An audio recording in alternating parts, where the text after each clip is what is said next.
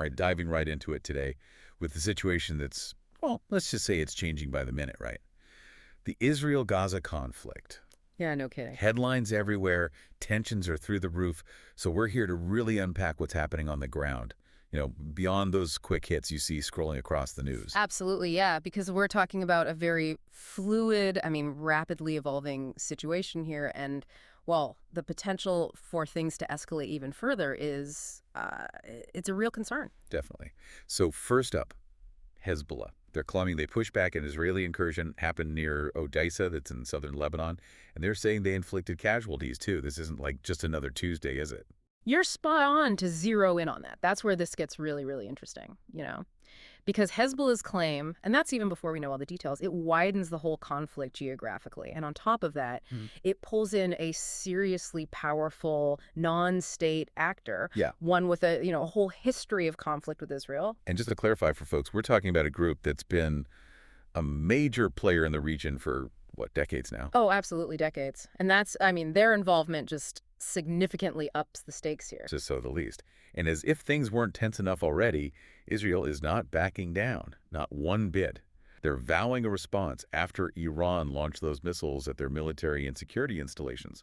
Right, and that just underscores how incredibly high the stakes are right now, because Yeah. now you've got both sides promising retaliation, and that always comes with the risk of miscalculation, unintended escalation.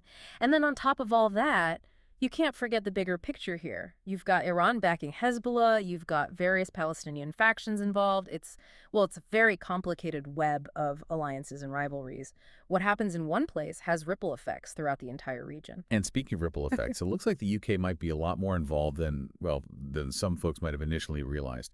Did you see that their defense minister came out and actually thanked British forces for their courage and professionalism in defending Israel? I did see that, yeah. It's a very interesting statement to make, that's for sure. It suggests a level of involvement from the UK that, well, it goes a bit deeper than what we might have understood before. It really makes you wonder, what exactly is the nature of that support? And how is it going to impact how this conflict plays out? Yeah, good point. And something else that really jumped out at me. The minister, he had some strong words condemning Iran's actions, but Yeah. when it came to the humanitarian crisis that's unfolding in Gaza, there was just silence. And I think that really speaks volumes about where the UK stands right now. It really does. And it's easy to get caught up in all these geopolitical moves, but I think it's really important for us to pause here and think about the human cost of this conflict, which is absolutely staggering. We're talking over 41,000 people dead in Gaza, nearly 100,000 injured. And then in Israel, over 1,100 people killed, more than 200 taken hostage since this latest escalation, since October 7th. It's just those numbers are absolutely heartbreaking. When you stop and think about it, 41,000 lives lost, families torn apart. It's just a stark, tragic reminder of what this conflict means in the real world, for everyday people. And the situation in Gaza in particular, it's reaching a breaking point. It really is. And this heavy civilian toll, it demands international attention. We have to start asking some very, very serious questions about how we protect civilians, how we uphold international humanitarian law.